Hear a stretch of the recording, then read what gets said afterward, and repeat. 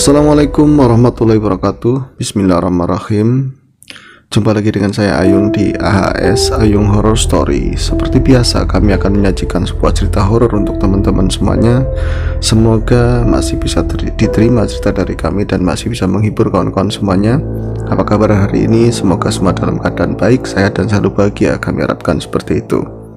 Menyambung dari cerita sebelumnya, Petrus, kisah atau sebuah kejadian mencekam di tahun 80-an ya, 83-85, di mana saat itu memang banyak sekali mayat-mayat bergelimpangan dengan luka tembak di bagian kepala ataupun di dada, dan disinyalir mereka itu kebanyakan dengan ciri khusus bertato. Ini adalah cerita lanjutan cerita kemarin.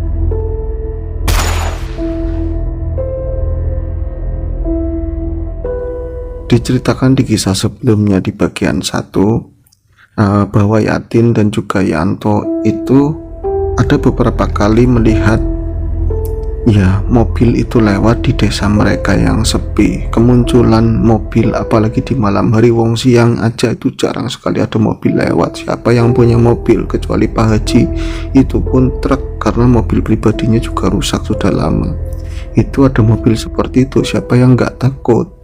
Ya takutnya cerita-cerita orang tua dulu, kalau mobil kayak gitu biasanya mobil tentara ataupun mobil orang-orang penjahat itu dulu sering pakai mobil-mobil seperti itu masuk ke kampungnya. Sangat mencurigakan. Mereka berdua yang memang ya bisa dibilang warga asli situ dan masih sering keluar malam, entah mencari burung, entah mencari ikan. Melihat ada mobil melintas di tengah malam, sangat curiga. Mereka pun sembunyi, kemudian memperhatikan mobil itu akan kemana, arahnya kemana. Namun setelah hari pertama, mereka melihat mobil itu memang lewat gitu aja dari kampung mereka, dan ketika hari kedua mobil itu berhenti di tengah ini ladang tebu atau jagung ya. Jadi kiri kanan itu tumbuhannya kan cukup tinggi, jadi di situ area yang lebih gelap. Dan mobil itu, setelah mobil itu berhenti, mereka menjatuhkan sesuatu dari belakang mobil tersebut dan warnanya putih semacam karung. Akhirnya dengan mengumpulkan segala keberanian, mereka juga penasaran, mereka itu mobil bawa apa sih? Mobil itu adanya di kota, punya orang kaya, kok ke kampung sekecil ini terus datangnya tuh malam-malam, misterius sekali. Ini jangan-jangan ya sesuatu lah. Mereka itu curiga dan ada sangkut pautnya sama kampung mereka. Mereka nggak mau kampung mereka itu ada apa-apa. Namanya orang desa kan tentu ya, namanya bela negara, bela kampung itu harus. Kemudian Yatin juga Yanto itu langsung buru-buru mendekati tadi titik di mana mobil itu berhenti setelah mobil itu sudah kabur. Nah, diperiksa mobil itu kan, Tok, isinya apa Tok? Ini Tok, ini karung Tok. Iya Tin, ini karung Tin, dibuka aja Tin. Aduh, saya takut nanti isinya yang macem-macem. Ya kalau nggak dibuka ya kita nggak tahu isinya apa Tin, kamu aja yang buka Tok. Ya akhirnya Wanto itu membuka ikatan. Jadi karung itu karung besar, karung ya mungkin karung beras atau gabah yang 50 kilo itu, ukuran 50 gitu kan cukup besar ya. Nah sebelum dibuka sempat dipegang-pegang sama Yatin. Tin, mumbul ini kok empuk ya, apa ya? Dipegang-pegang, kayak apa hewan apa ya dalamnya ya? Jangan-jangan kucing, bangkai kucing atau bangkai babi atau apalah ya. Ya kalau kita buka aja ya. Itu dibuka sama mereka, Nah itu sempat diseret sedikit lah ke tempat yang agak terang ya. Mata mereka kan mata orang lama ya, orang dulu yang biasa digelap-gelap walaupun gak ada senter, itu tetap bisa melihat kemungkinan di dalam isinya apa dengan ya kemampuan mata yang biasa ngelihat di gelap itu. Betapa kagetnya mereka ketika dibuka isi karung tersebut. Itu ternyata di ujung itu ada kepala. Itu kepala manusia. Sempat itu Yatin, udah siapa iki? Itu palanya apa gitu kan. Ketika semakin dipelorotkan ke bawah, itu mereka hampir meloncat dua-duanya saking takut. Ini kepala orang, kepala manusia. Itu sempat kabur, dua-duanya itu sempat kabur berapa langkah ke belakang, kemudian berhenti saling pegangan. Jangan kabur dulu, siapa tahu itu bukan orang, kita periksa lagi, diperiksa, dibaleni lah bahasa Jawa itu, dibaleni, diulangi lagi ke situ lagi, memastikan dan memang itu isinya benar-benar seseorang manusia, entah hidup atau mati. Akhirnya mereka langsung kabur, itu balik lagi ke kampung ya, ke pemukiman warga, terus lapor sama Pak RT. Ternyata nggak ada tanggapan dari Pak RT, malah Pak RT-nya ketakutan, dipikir mereka cuman mengada-ada kan. Akhirnya berbekal senter, sempat pulang si Yatin ngambil senter, kemudian mereka ke sana lagi, dikumpulkan keberanian sambil jalan ngomong, kalau misalnya nanti mayat beneran gimana Tin? Ya kalau misalnya mayat ya nggak tahu, kita kan harus pastikan, tapi itu tadi benar-benar manusia. Ya kalau mayat ya jangan sampai di pinggir jalan, nanti kita lapor polisi atau apa. Ya wis, pokoknya nanti kalau misalnya ini tanggung jawab bareng-bareng ya Tin ya. Ya wis toh, kalem toh, yang penting kita ke sana dulu. Masih ada apa enggak ya toh, takutnya mobil itu ke situ lagi. Enggak, emang itu sengaja dibuang. Kemudian mereka datang ke lokasi.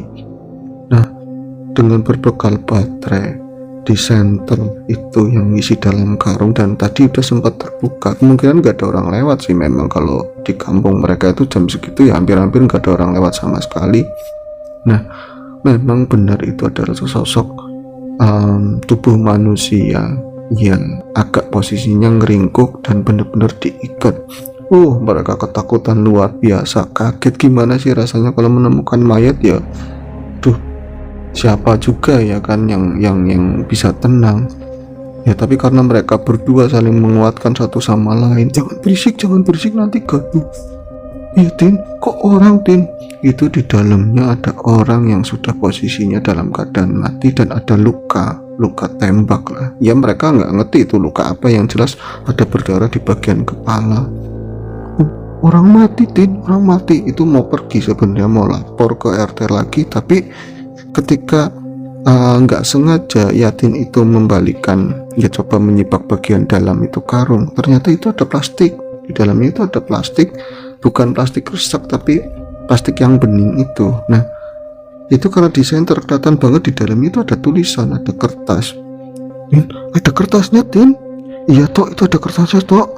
Kamu bisa baca ya Tin? Ya kamu tuh yang bisa baca, saya nggak bisa baca. Akhirnya karena buta huruf ya, dibuka ikatan plastik tersebut, nah dibaca pelan-pelan ya, bahasa saya bisa baca aja kan, nggak bisa lancar. Dibaca, tolong Tin, ini tolong Tin. Ya terusin toh, itu bunyinya apa? Tolong kuburkan toh. Ya Allah, kuburkan toh, tolong kuburkan berarti toh. Terusin Tin, untuk ngomong apa? Itu tulisannya ngomong apa? Tolong kuburkan dengan toh. Ya nggak tahu, saya nggak bisa baca. Iya toh, ini dengan layak Tin. Tolong kuburkan dengan layak, kepanjangannya Tin. Oh, berarti orang itu yang buang minta supaya dikuburkan dengan layak toh. Iya Tin. Ini ada uangnya. Menemukan ada uangnya. Mereka menceritakan itu sama Triman. Man, ada uangnya Man. Ada uangnya. Masa sih ada uangnya? Ada uangnya Man. Banyak banget Man uangnya Man. Itu kan tadi kamu tanya ya, kita itu lagi nggak ada sawah. Mereka kan lagi menceritakan kejadian itu kan sama Triman ya, di malam itu ketika Triman baru datang ke kampung itu. Bu, ya uangnya berapa? Uangnya banyak sekali. Tadi kan kamu nanya, kita itu nggak garap sawah, paling nyari ikan, paling nyari ya burung. Nah, hari-hari dapat dari mana? Ini dapat dari uang itu. Waduh, kalian terlibat ini kalau kayak gini. Terlibat apa? Saya kita orang desa dikasih uang ya, dan terus itu dikuburkan. Dan sama Yatin itu pas ngelihat uang itu banyak sekali, 300.000 dulu itu banyak sekali, 300 lebih malah, banyak receh-recehannya di dalamnya itu. Dan mereka kan itu ada tulisan suruh dikuburkan dengan layak. Akhirnya kami kuburkan. Ya kamu layak apa enggak nguburannya? Enggak tahu lah, yang penting yang namanya uang ya. Kita itu mau lapor sama RT tanggapannya kayak gitu. Terus kamu sempat ngomong lagi sama RT-nya katanya nggak mau ikut-ikutan. Ada warga yang lain juga katanya kita ngarang. Ya mungkin karena dorongan uang itu kita balik lagi ke sana, terus dikuburkan di area tubuh itu di dalam. Ini nggak terlalu dalam ya Tin ya. udahlah jangan ngomong itu, saya jadi takut. Itu dikuburkan di sana. Terus kalian doain apa enggak? Kita doain bener-bener ya, minta maaf sama Gusti Allah Ta'ala, kita doain ya, bacain fatihah ya, bacain tahlil yang kita bisa ya Tin ya. Tapi masalah dimandiin atau apa saya nggak tahu ya. Kata Ustadz kan kalau orang misalnya meninggal terus entah dia itu ya tabrakan atau apa kan ya nggak perlu harus kayak gitu. Alah, itu ilmu dari mana ya nggak tahu, saya nggak jelas. Yang jelas waktu itu saya kuburin berdua, ngambil pulang itu ngambil cangkul sama ngambil garpu supaya agak dalam itu. Waduh, mendengar itu ya, nah ada tambahannya ketika mereka itu buka semua karung itu, ternyata mayat itu ada tatonya. Inilah yang membuat si Triman itu semakin tidak bisa ngomong apa-apa lagi, dia semakin takut ya kan, ada mayat lagi dan itu juga bertato. Kenapa Man, kamu diem aja Man? Ya enggak apa-apa katanya. Terus gimana? Ya enggak gimana, kami kuburkan gak bisa tidur Man sampai 3 hari, kayak merasa dikawangi Man, merasa seolah-olah orang itu yang mati itu datengin kita terus ya Tin ya. Saya tuh bareng-bareng terus berdua sama si Yatin. Iya, saya sama Wanto terus. Kalau misalnya kita sudah nggak sama-sama punya istri, mati dunia pengennya bareng. Soalnya perasaan aja, mungkin perasaan itu orang itu datang terus. Ya kalian cuma nguburinnya kayak gitu dan iya sih ya, mungkin ya kalian nggak cerita sama siapa-siapa. Kita nggak cerita sama siapa-siapa, ceritanya sama kamu karena kamu kawan saya. Kalau sama yang lain nanti ya mereka nggak percaya soalnya, dan mereka orang-orang kampung nggak ada yang tahu sama sekali itu ada mobil lewat. Aduh, mendengar kayak gitu semakin ini ya, dak-dikduk jantungnya si Riman. Dia ke kampung dengan keniatan untuk menghindar. Dengan ketakutannya sendiri, salah-salah dia itu jadi sasaran tembakan, jadi salah-salah jadi korban berikutnya. Kok malah di kampung ada yang buang mayat, dan mayatnya itu persis ciri-cirinya kayak mayat-mayat yang lain yang memang ditembak. Aduh, ini gimana ya? Belum selesai dia mengangan-angan sendiri, berdua mereka itu masih ngopi, masih sambil cerita. Itu kembali lagi Wanto karena ditepuk sama si Yatin kan, si Triman ditepuk sama Yatin. Iya cok ngomong malah diem aja. Iya, saya itu lagi bayangin sesuatu. Bayangin apa? Ya kalau jadi kayak gitu ditembak terus punya keluarga kayak gimana ya? Nggak tahu. Yang itu kamu jangan bikin kita merasa lebih bersalah lagi. Oh iya, ada lagi kok katanya. Maksudnya ada lagi gimana? Itu bukan cuman sekali, itu sekitar mau setengah bulannya lagi ada lagi mobil itu lewat. Ya pertama kayak biasa lewat, nggak ngapa-ngapain, cuman lewat. Terus kita mantau ya Tin, yang di dalamnya kita tuh ngeliat kayak wirawirinya di daerah situ yang banyak burung, yang banyak ikannya sih. Terus jatuhin karung lagi? Enggak, malam itu enggak jatuhin karung lah, malam berikutnya 2 hari setelah itu jatuhin karung lagi. Jelas saya kalau yang ini saya nggak berani cerita katanya. Itu si Yatin ngomong kalau yang ini berarti yang kedua itu nggak berani cerita. Emang kenapa? Gak apa-apa, cerita aja. Malah si Triman itu tambah penasaran, walaupun dia takut tapi dia tambah penasaran. Akhirnya diceritakan, dua-duanya itu bergantian. Kedua kalinya ternyata memang benar, mobil itu datang lagi, mungkin mobil yang sama. Mereka kurang bisa memastikan karena di gelap malam seperti itu cenderung yang nampaknya cuma lampu depan sama belakang sedikit gitu ya. Itu memang jatuhin karung yang untuk kedua kalinya, dan lagi-lagi dengan rasa penasaran mereka itu lihat memang di dalamnya ada mayat lagi. Itu ada mayat lagi, dan mayat ini yang kedua itu perempuan.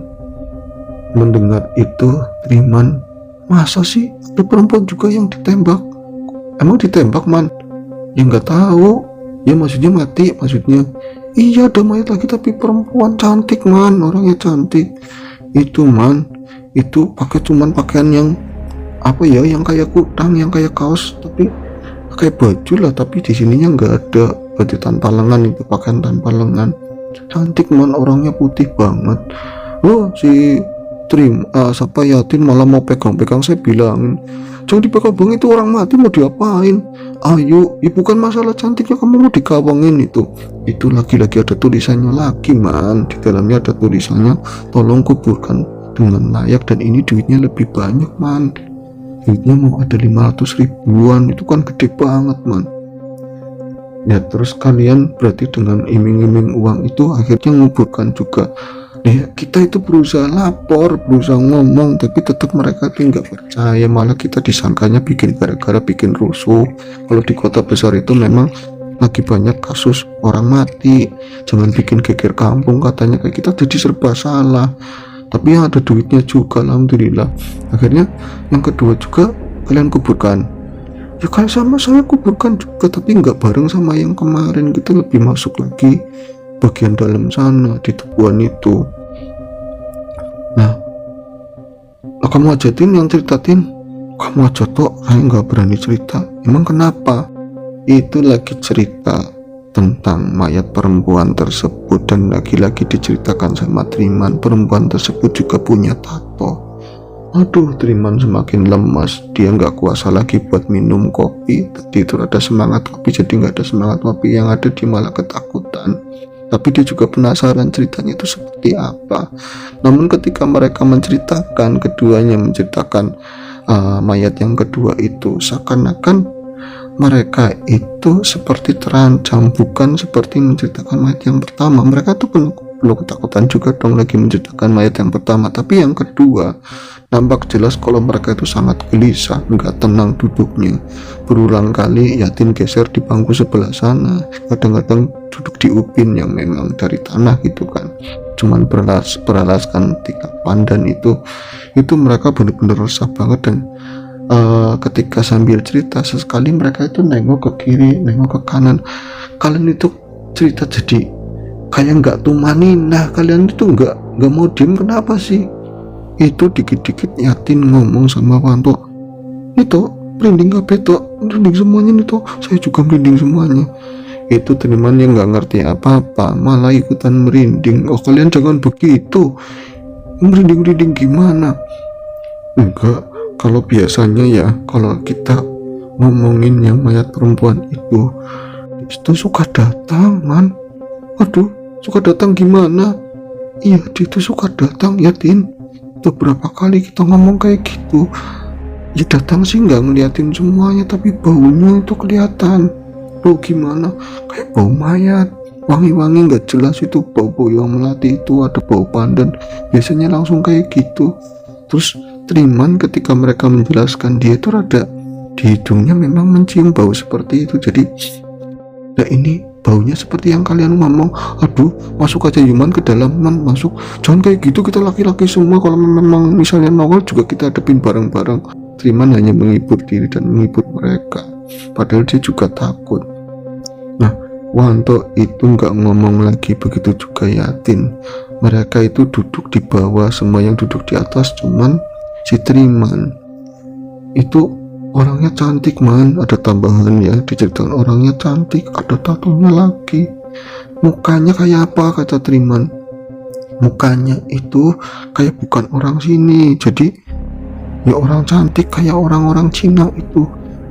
Mendengar penuturan mereka, mukanya kayak orang Cina, mukanya itu oriental ya. Triman langsung tertegun, dia diem. Kemudian kok bisa mukanya ke orang Cina, tatoan, bajunya juga yang diceritakan itu sama seperti persis seperti orang yang dia temuin tadi sore lagi.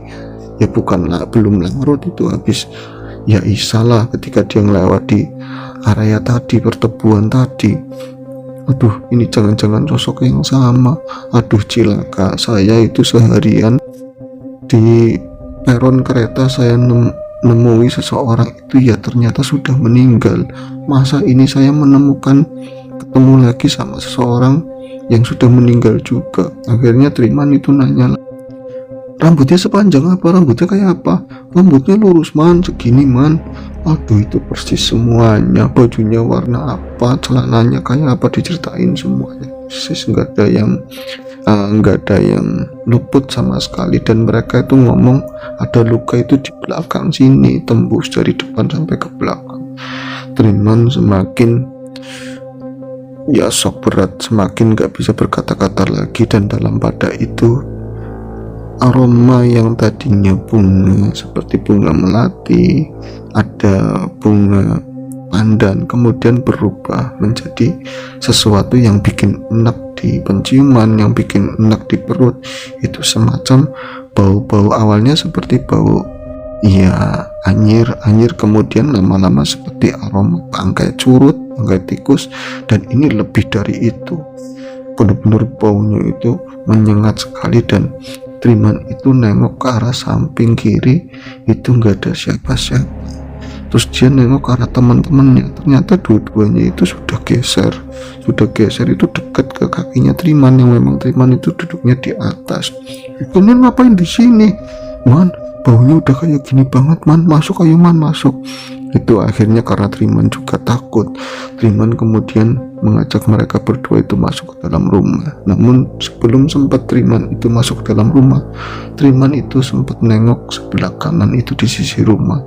Itu bener atau enggak, salah lihat atau enggak, Triman emang bener-bener melihat sosok perempuan yang sama yang diceritakan sama mereka, yang mati di dalam karung itu. Dan perempuan itu juga perempuan yang sama yang ya Triman temui ketika perjalanan pulang. Walaupun gak jelas ya dari lampu patromak itu kan lumayan, pendaraannya lumayan jauh, itu ada di samping dapur pisang di sana.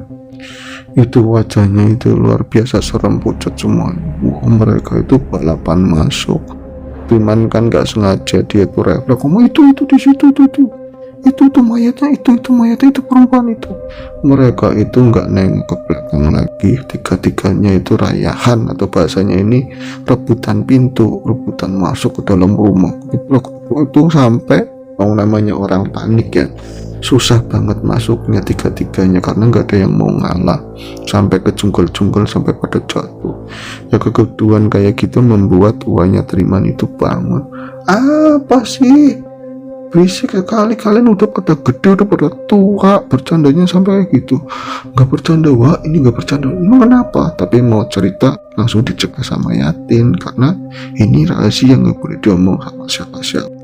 Sempat berapa waktu kemudian mereka itu sama-sama membisu, dan hal yang seperti itu membuat bingung uanya Triman. Wah, bocah pada aneh kabeh, bocah kayak bocah kecil pada aneh. Sudah, kalau kalian itu nggak mau pulang, ya udah tidur di sini aja. Aku tak tidur lagi, kata. Iya, Wak, monggo Wak tidur lagi. Ya mereka tetap diam itu seperti diam menunggu, entah menunggu apa, seperti menunggu apa jangan-jangan perempuan itu mau masuk ke dalam rumah, apa masih nunggu di luar. Akhirnya Triman itu membuka omongan, Tin, Tok, tidur di sini aja, Tok, temenin saya. Saya sebenarnya itu takut banget. Yakin, saya juga ya Tin, pengen tidur di sini ya Tin. Iya toh, saya juga pengen tidur di sini. Saya takut kalau pulang nanti malah dihadang. Kita kan rumahnya nggak bareng. Kalau rumahnya bareng mendingan. Nanti itu di jembatan kita bakalan pisah. Nanti perempuan itu datang lagi gimana? Ya udah, kalian tidur di sini aja nemenin saya. Ya nggak bisa kalau saya tidur di tempatnya kamu. Ya lebih serem lagi malah dari perempuan itu. Ya serem apa? Ya lebih serem lagi kalau istri kita itu ngamuk. Kayak nggak tahu aja itu. Punya anak-anak kalau udah marah kayak apa. Kita kan bilangnya mau sebentar, ini aja udah nyampe mau pagi. Akhirnya dengan berbagai pertimbangan, nanti takut dimarahin sama istri, keduanya itu permisi pulang dan pinjam senter dari uangnya Triman. Ditinggal kedua temannya itu, Triman bener-bener didera rasa takut yang sangat hebat. Kalau misalnya saya bertahan di ruang tamu, itu terlalu dekat sama ya pelataran yang lebar itu, dan juga kemunculan tadi sosok itu yang ada di dapuran ini ya pisang. Akhirnya dia memutuskan untuk masuk ke dalam, ya kan sudah disediakan kamar, tapi karena datangnya dadakan, dapat kamarnya bagian belakang di dekat dapur sana. Ya wis, alhamdulillah nggak apa-apa, yang penting masih uangnya masih nampung si Triman itu kan. Namun di bilik bambu, di bilik anyaman bambu itu Triman menyadari bahwa di samping juga kebun, terus bukan tembok ya, bukan juga triplek ya, bilik bambu yang bolong-bolong itu. Aduh, ini serem banget. Kalau misalnya perempuan itu datang ke sini, ini gimana? Tapi perasaan itu coba ditepis jauh-jauh. Kemudian Triman mempersiapkan segala sesuatunya. Maksudnya dia pengen tidur. Saya nggak ngantuk, tapi saya harus tidur. Besok saya nginep di rumah Uwa. Saya ada di sini, nggak boleh saya bangun kesiangan, nanti malu, disangkain males, nggak enak begitu kan. Kemudian dia menyadarkan tubuhnya, merebahkan tubuhnya, coba untuk terpejam. Sempat terdengar ada langkah kaki di luar sana, di area kebun ya. Dan ketika ada langkah kaki, biasanya binatang-binatang malam itu sejenak diam, dan itu seperti itu, ada langkah kaki. Tapi ketika di sisi biliknya Triman itu langkah itu berhenti. Kemudian gak lama suara-suara binatang malam itu bunyi lagi, setidaknya membuat tenang Triman. Itu paling perasaan saya tadi, itu paling ya musang ataupun ada anjing kebun yang lewat samping rumah. Dia pun kemudian terlelap. Sebelum subuh Triman terjaga, keringatnya itu mengucur deras. Dia mimpi buruk, dia itu benar-benar ketakutan, dia kengerian, benar-benar ngeri karena ini mimpi yang aneh. Di dalam mimpi itu Triman nggak tahu, dia nggak bisa melihat dirinya itu lagi ada di mana. Yang jelas itu ada di sebuah keramaian, ada di sebuah tempat banyak orang minum, tapi nggak tahu di mana itu tempatnya. Tapi ya mungkin semacam bar, semacam tempat minum-minum itu ya di pinggir jalan. Terus suasananya itu remang-remang. Nah, itu dia nampak di tempat tersebut itu banyak perempuan, banyak laki-laki pada minum, banyak orang-orang pada joget-joget. Nah, seketika Triman itu seperti membaur di tengah-tengah mereka dengan rasa takut, dengan rasa aduh, kok ini kayak banyak preman-preman, banyak orang mabuk-mabuk.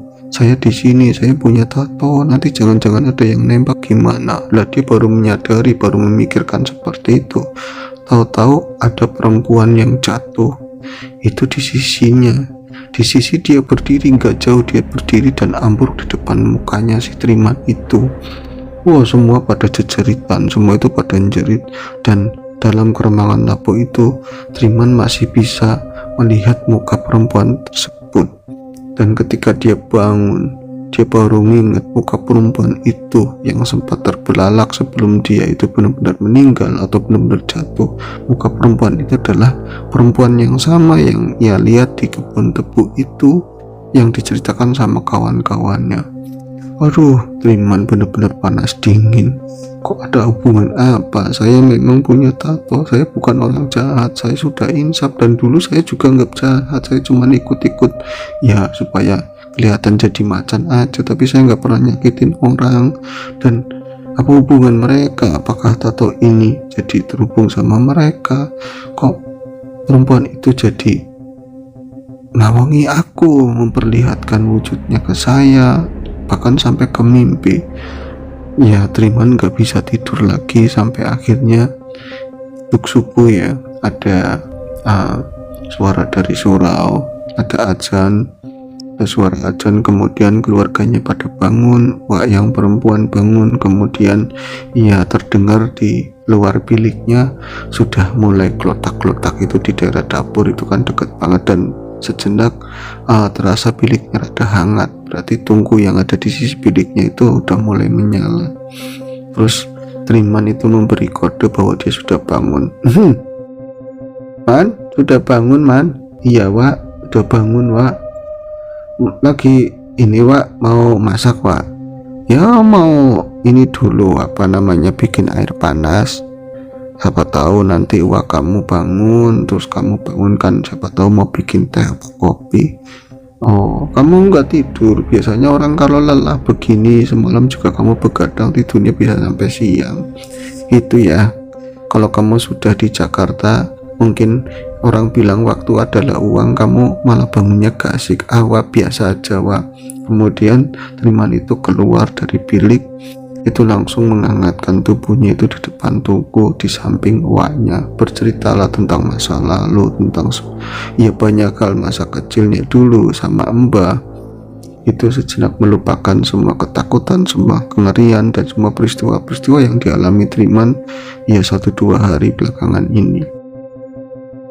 Singkat cerita, ketika matahari mulai menghangat, ketika ya semua penduduk desa beraktivitas masing-masing, kemudian Triman yang sedang duduk di belakang rumah sambil belah-belah kayu, ya pokoknya rajin lah ya, didatangi 2 kawannya, Yatin dan juga Wanto. Mereka itu duduk langsung ngomong dengan nada yang sangat panik. Saya itu, Man, pulang dari kamu itu, Man, rasanya dikawangi terus, Man, rasanya itu didatangin terus sama perempuan yang itu, Man. Aduh, mendengar itu Triman juga sebenarnya merasakan hal yang sama. Dia juga dimimpiin ketemu sama perempuan itu, tapi dia nggak mau ngomong sama 2 kawannya. Dia pengen mendengarkan apa yang mereka alami. Ya begitu juga Yatin, begitu juga Wanto juga sama. Saya itu mimpi, sebelum mimpi juga perasaan kamar saya itu jendelanya diketok-ketok, ada suara perempuan nangis di luar, malah istri saya juga dengar, Man. Nah ketika saya mimpi, saya ketemu perempuan itu kelihatannya sedih banget. Nah ngobrol-ngobrol lah bertiga. Mereka sejenak berhenti ketika uaknya Triman yang perempuan itu ngasih kopi. Kemudian ketika dia masuk lagi, mereka lanjut ngobrol kan. Akhirnya mereka sepakat, mereka berasumsi kalau perempuan yang dikuburkan terakhir itu belum sempurna, nggak tenang gitu kan. Akhirnya ya asal aja mereka itu punya keputusan bahwa nanti malam kita semua mendingan datangin tempat yang dikubur, kita ngubur perempuan itu, kita doain bareng-bareng dan kita minta maaf karena nggak bisa ya melayakkan cara pemakamannya dengan baik. Ya itu udah diputuskan semuanya. Dan singkat cerita kita langsung ke malamnya ya. Malam hari itu Yatin sudah tidak tenang, sudah nggak tenang dari habis maghrib. Bahkan ketika diajak ngomong sama uaknya juga ya banyak bengong, banyak ya ditanya apa jawabnya apa. Ya uaknya juga merasa nih anak itu aneh, mikirin apa begitu kan. Nah ketika sudah agak larut jam 10-an malam, Triman pun minta izin untuk tidur, tapi itu cuma nipu kedua uaknya ya. Ternyata dia itu lewat pintu belakang itu keluar, itu akhirnya ketemu sama teman-temannya di pertelon ya, pertigaan yang dijanjikan bersama. Berbekal senter dan juga mereka itu membawa kembang apa aja wis, ada melati, ada mawar yang dipetik dari pekarangan tetangga. Mereka pun akhirnya bergegas menuju area tebu, tempat di mana perempuan itu dikubur. Sesampainya di ladang, sesampainya di area persawahan, Triman tidak bisa lagi menyembunyikan rasa takutnya, rasa gelisahnya.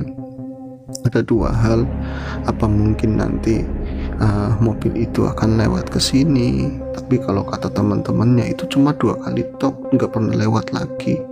Ya kita juga ya bukannya gimana-gimana ya, ada duitnya ada nungguin walaupun kita ngerasa salah, Man, tapi itu nggak pernah lewat lagi.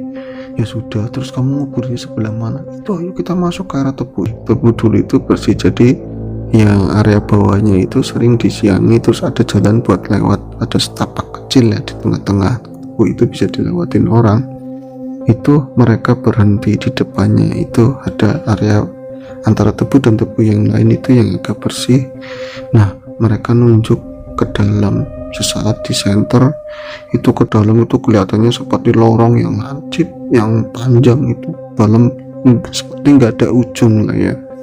Terus Yatin bilang, Man, kamu di depan, Man. Ya jangan saya nggak tahu kalian itu naruhnya di mana orang itu. Iya ya, kamu dulu Tin. Loh, saya kan penakut, kamu aja tok. kamu yang kan yang paling megang duitnya paling banyak. Ya bukan begitu, saya kan lagi ada perlu, kalau misalnya nggak ada perlu juga dibagi bareng. Itu mereka jadi pada ribut sendiri kan. Nah, dengan saat kayak gitu, mereka belum juga masuk ke area ke tempat itu ya, ke lorong tersebut. Di antara tebu-tebu itu, Yatin melihat di arah jalan tapi jauh, karena senternya itu kan sering dinyalakan, itu katanya melihat ada orang yang lagi jalan ke arah mereka.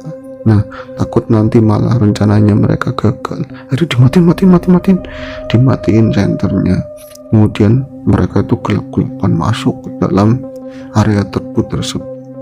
Spot jantung luar biasa. Ini lebih dari perasaan takut ketika saya mungkin jadi target penembakan, kata Timan.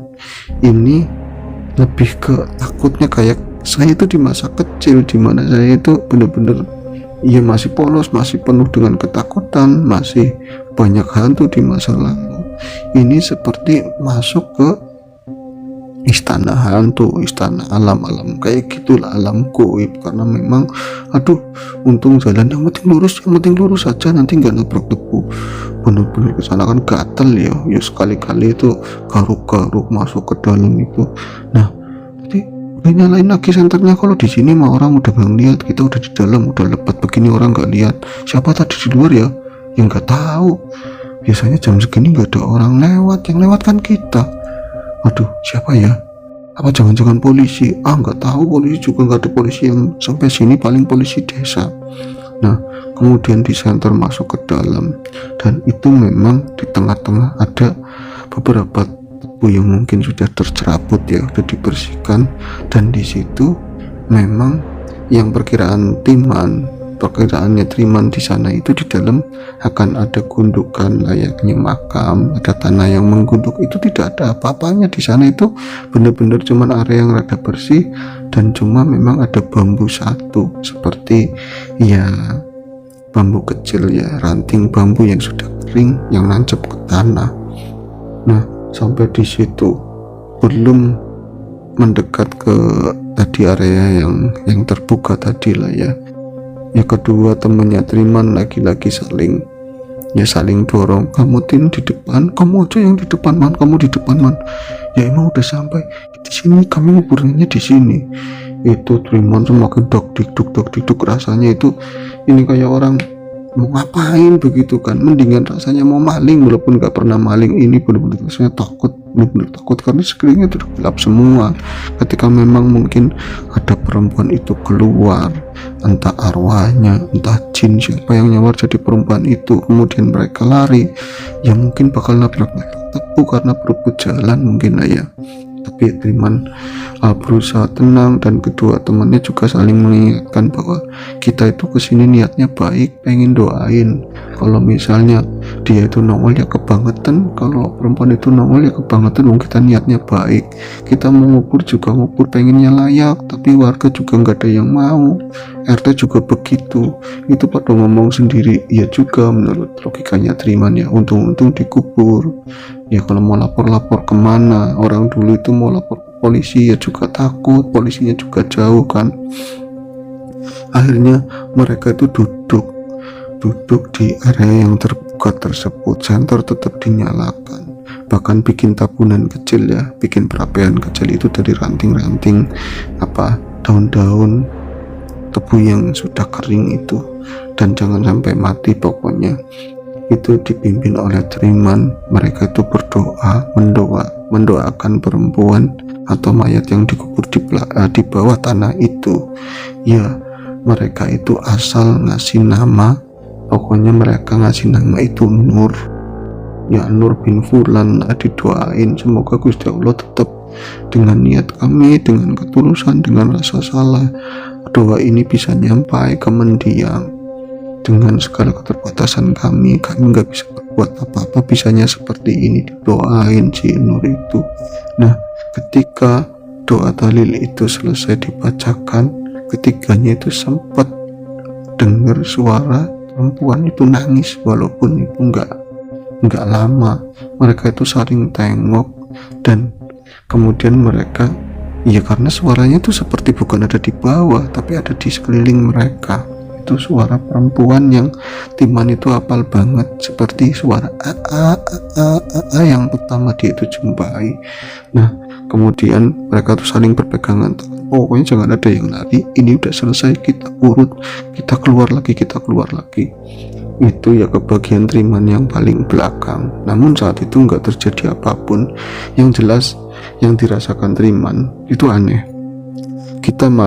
Saya masuk ke dalam tubuhan itu dengan perasaan yang sangat takut. Di dalam juga takut. Kenapa? Keluarnya itu rasanya tenang, rasanya itu benar-benar seperti kita itu seperti telah menebus sebuah kesalahan, kita telah menebus sebuah dosa. Apa ini benar ucapan orang tua ya, kalau kita berbuat baik itu di hati itu enak. Triman mengamini itu semuanya, dan kedua temannya pun gak banyak bicara. Mereka sampai di jalanan ya. Ketika sampai di jalan, mereka bilang ayem ya, padahal kita ya doa-doa begitu aja, tapi rasanya lebih tenang. Bener, rasanya lebih ayem, lebih tenang. Kemudian, Man, ke rumah kamu ya Man, kamu kan masih banyak kopi Man, kamu juga baru pulang dari Jakarta, kita nggak punya kopi. Kemudian mereka pulang dan ngobrol lagi di tempatnya Timan. Malam itu mereka pulang lebih cepat, dan Timan lagi-lagi bermimpi. Saat itu Timan bermimpi ketemu lagi dengan perempuan yang meninggal tadi, tapi dalam kondisinya bersih, pakai baju putih, wajahnya berseri-seri, dan dia tersenyum kepada Timan. Dan Timan baru menyadari ternyata dia ketika berdiri itu di kiri kanannya ada Wanto, ada Yatim. Mereka itu bertiga, dan perempuan itu hilang di kegelapan itu saja setelah senyum sama mereka. Timan terbangun kali ini, terbangun dengan senyuman, terbangun dengan bukan bangga tapi apa ya, ada kelegaan tersendiri. Dia pengen cerita sama awaknya di dapur, tapi biarlah menjadi rahasianya sendiri. Dan kejadian setelahnya mereka nggak pernah, ketiganya ya baik Triman ataupun Wanto ataupun Yatim itu nggak pernah ditemuin sosok perempuan itu lagi ataupun mayat sebelumnya. Mereka kemudian yang menjalani kehidupan dari nyari burung, nyari ikan, kemudian kerja bangunan, dan mulai terjadi hujan, kemudian mereka terjun ke sawah. Nah, Triman sempat berapa lama di kampung, dan istrinya itu masih tetap di Jakarta bersama anak-anaknya. Setelah berapa tahun kemudian dan dinyatakan memang keadaan lebih aman, kemudian Triman datang lagi ke Jakarta. Nah, setelah Triman itu sudah berusia tua, kemudian mulai sakit. Nah, Triman itu minta sama anak-anaknya supaya saya pengen hidup di kampung. Ya, semoga kisah ini bisa menghibur teman-teman semuanya, dan kisah ini adalah kisah nyata yang dialami oleh Pak Triman yang diceritakan oleh putranya. Pernah terjadi, dan masa lalu ya biarkan menjadi masa lalu. Doa terbaik untuk mereka mungkin yang memang jadi korban salah tembak ataupun yang memang sengaja ditembak. Yang jelas semua orang punya hak hidup, semua orang yang salah pun punya hak untuk memperbaiki diri. Itu saja cerita di episode terakhir ini, episode Petrus yang kedua. Semoga teman-teman terhibur. Saya pamit, sehat selalu. Assalamualaikum warahmatullahi wabarakatuh.